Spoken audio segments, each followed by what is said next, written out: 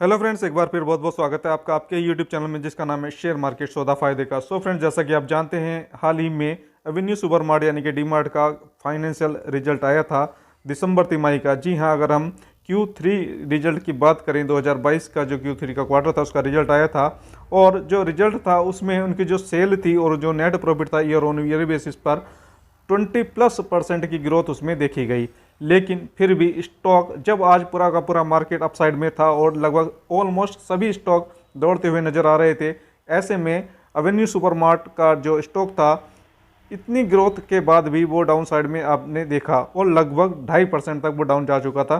सो दोस्तों, ये पूरी कहानी क्या है और एक्सपर्ट्स का क्या मानना है, ये ज़रूरी हो जाता है कि एक्सपर्ट्स की क्या राय है और अलग अलग एक्सपर्ट्स ने इसके बारे में क्या कहा है।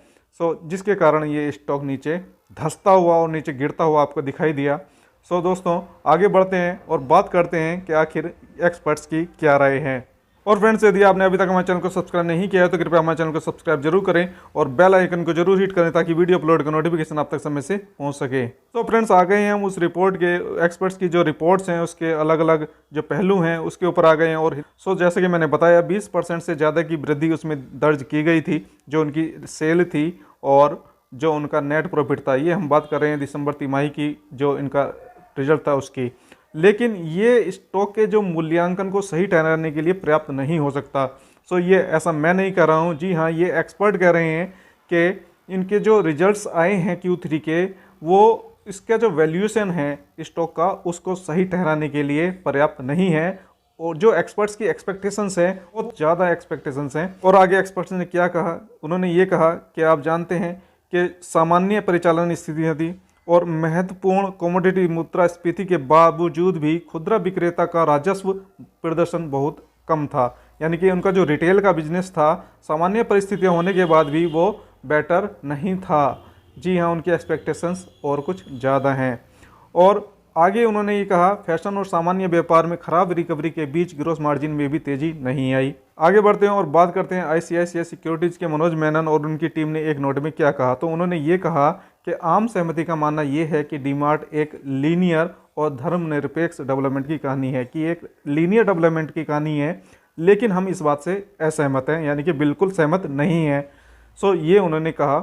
और उन्होंने क्या कहा, उन्होंने ये हवाला दिया कि इसका जो वैल्यूशन है वो बहुत ही ज़्यादा है। जी हाँ, बहुत ही ज़्यादा है डीमार्ट का वैल्यूशन है। और इस पर जो कंस्ट्रक्टिव थॉट होनी चाहिए, जो पर्सपेक्टिव होना चाहिए कंस्ट्रक्टिव, वो जो दृष्टिकोण रखने की क्षमता है, इसको सीमित कर देता है इसका वैल्यूशन। दोस्तों, आगे बढ़ते हैं और बात करते हैं एडलवाइस ने क्या कहा। एडलवाइस ने ये कहा कि रिकवरी की गति को देखते हुए इसने वित्त वर्ष 2022 के राजस्व एबिटा में 3% की कमी की है।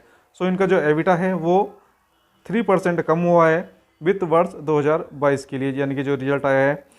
इसे Q1 2024, अब समझिए, आपको ये फाइनेंशियल ईयर Q1 की और 2024 की बात कर रहे हैं।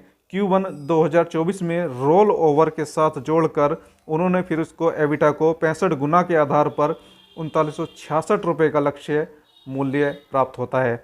उन्होंने अपनी कैलकुलेशन की और 65 गुना के आधार पर 3966 रुपये का मूल्य उनका निकल कर आया, जिसको आप टारगेट प्राइस बोलते हैं। अब कंपनी के जो मैनेजमेंट है उन्होंने क्या कहा, तो ये भी देख लेते हैं। कंपनी के प्रबंधन ने यह कहा कि सामान्य व्यापार और परिधान व्यवसाय लगातार बिक्री में अपेक्षाकृत कम योगदान दे रहा है, और जबकि FMCG का जो रोल है वो बेहतर कर रहा है। इसके आधार पर एडलवाइस ने परिधान और जूते की उप श्रेणी का अधिक प्रभाव का अनुमान लगाया। और क्रेडिट स्विस ने स्टॉक पर 3600 रुपये का लक्ष्य रखा, जबकि ICICI सिक्योरिटीज ने स्टॉक को 3900 रुपये यानी कि बिक्री रेटिंग के साथ इस पर ये टारगेट प्राइस दिया। तो आगे बढ़ते हैं और बात करते हैं प्रभुदास लीलाधर को क्या उम्मीद है। उनको ये उम्मीद है कि निकट भविष्य में अनसर्टेनिटी है, अनिश्चितता है, और जो सेल मिश्रण है, जो सेल मिक्स है, उसमें आवश्यक चीज़ों की हिस्सेदारी बढ़ेगी, क्योंकि तीसरी कोविड लहर पूरे रोश में आती है। उन्होंने आगे ये कहा कि इस ब्रोकरेज ने वित्त वर्ष 2012 में डीमार्ट के लिए अपने स्टोर खोलने के अनुमान को 35 से बढ़ाकर 40 कर दिया है। भले ही यह मार्जिन में मामूली कमी कर रहा है, लेकिन इसका ये मानना है कि डीमार्ट के लिए मजबूत विकास जारी रह सकता है, क्योंकि पिछले 24 महीनों में 67 स्टोर खोले गए हैं। ब्रोकरेज ने कहा, हम वित्त वर्ष 2020 से 24 तक 31% PAT CAGR का अनुमान लगाते हैं और लंबी अवधि के लिए यानी कि लॉन्ग टर्म के लिए सकारात्मक बने रहते हैं।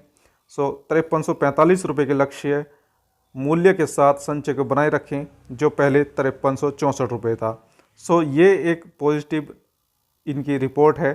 लेकिन ये जो उन्होंने कहा है कि शॉर्ट टर्म में अनसर्टेनिटी होगी, अनिश्चितता होगी, लेकिन जो इनका अनुमान है, जैसे इन्होंने 67 स्टोर खोले पिछले 24 महीनों में, इनका जो अनुमान है कि आगे ये सकारात्मक बने रहेंगे और लॉन्ग टर्म के लिए जो टारगेट इन्होंने दिया है 5345 रुपये का दिया है।